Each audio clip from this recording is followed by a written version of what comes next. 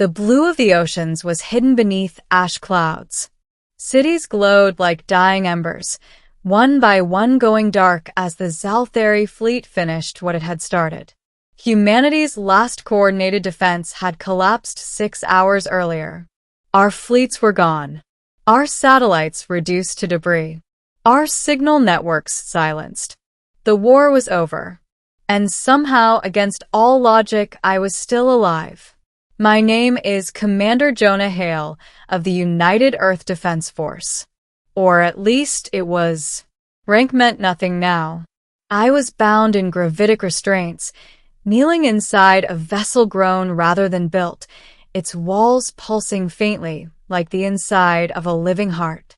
The Zalthari did not take prisoners. That was a universal truth known across half the galaxy.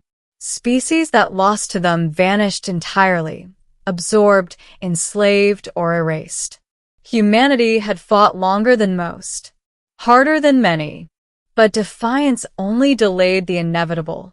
When the guards dragged me through the massive gates of the royal chamber, I knew exactly what awaited me. Execution.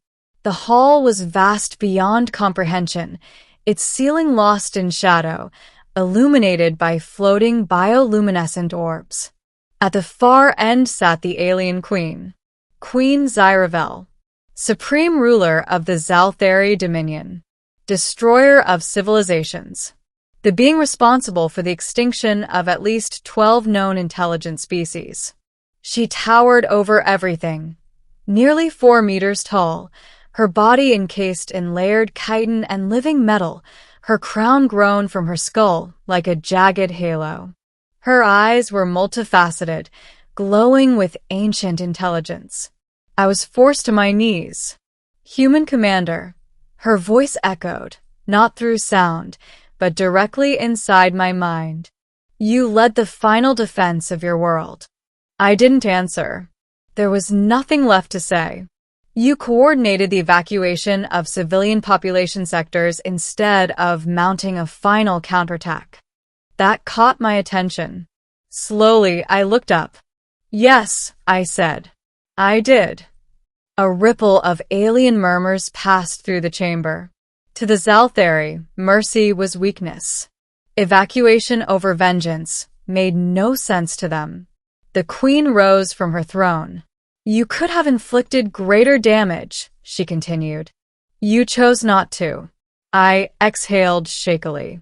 Killing more of your soldiers wouldn't save my people. She stared at me in silence for what felt like an eternity.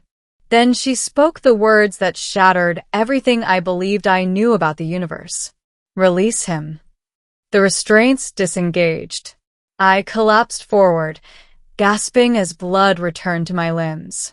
The chamber erupted in shock, guards stiffening, advisors clicking their mandibles in disbelief. I looked up, confused and terrified. You're sparing me? Yes, the queen said calmly. Because you deserve to understand why. Middle. The truth beneath the war. I was not taken to a cell. Instead, I was escorted to a smaller chamber, quiet, almost solemn. The queen followed, dismissing her guards with a gesture.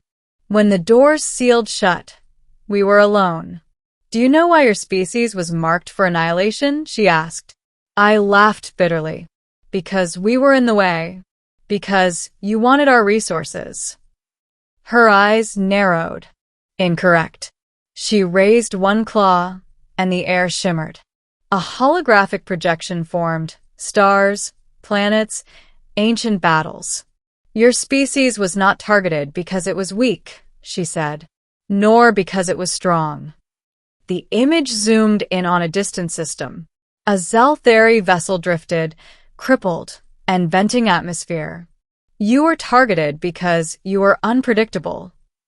The projection shifted. I saw humans, early explorers by the look of their suits, boarding the damaged alien ship. They should have destroyed it, the queen continued.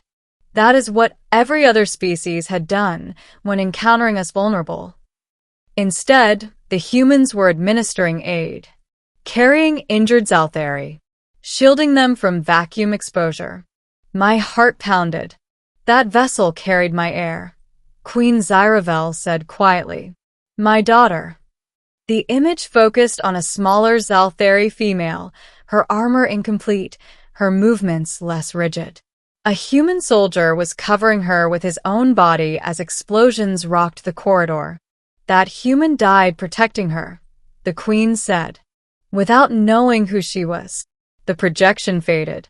She returned home believing coexistence was possible, the queen continued.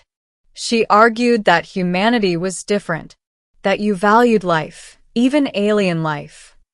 I swallowed hard. Then why did you attack us? Pain flickered across the queen's face. Because my people did not listen. She turned away. The council branded my daughter a traitor. They claimed humanity's compassion was a deception, that you would one day surpass and destroy us. The next image appeared. A human world. Earth. She came to your planet in secret, the queen said. She lived among you, studied you, believed in you. My chest tightened. She took a human name, the queen continued. Dr. Elena Cross. The name hit me like a physical blow. No, I whispered. She worked with your defense scientists, the queen said. She helped design your planetary shields. Tears burned my eyes. She saved millions. Yes, the queen replied softly. And when the invasion began, she refused evacuation. The final image appeared. Dr. Elena Cross standing in a control room as orbital fire descended. She sent one last message, the queen said. To me. The words appeared in glowing script. Do not destroy them. They are worth the cost. My legs gave out. I collapsed to the floor. She died believing in humanity, the queen said. Killed by my own fleet. The silence that followed was unbearable. And yet, she continued, her voice heavy with grief, even after everything, she chose mercy. I looked up at her. So you spared me because of her? No, the queen said. I spared you because of what you represent. She stepped closer. You chose evacuation over vengeance, she said. The same choice my daughter made. The breaking choice. The Dominion demands your extinction, the queen said. I cannot openly defy them without igniting a civil war that would tear our empire apart. My fists clenched. So humanity just accepts survival under your shadow? Yes, she said without hesitation, but not as slaves. She explained her plan. Humanity would become a protected species. Our worlds rebuilt. Our technology preserved. In exchange, humans would serve as diplomats, explorers, and intermediaries, bridges between the Dominion and other civilizations. You will show the galaxy another way, she said, as my daughter believed. And if we refuse? I asked. Her eyes hardened.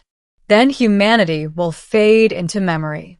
I thought of Earth, of the people still alive because we chose mercy, of Elena Cross, an alien who died believing we were better than our enemies. I stood. We accept, I said, but not because you spared me. She tilted her head. We accept because we choose the future she died for. For the first time, the alien queen bowed. Ending. Why humanity endures. I returned to Earth as something unheard of. An envoy. The skies were scarred. Cities lay in ruins. But reconstruction began under alien protection. The war officially ended 3 standard cycles later. Humanity survived. Not because we were the strongest. Not because we were the most advanced. But because, in the darkest moment, we chose to protect life instead of destroy it. Years passed.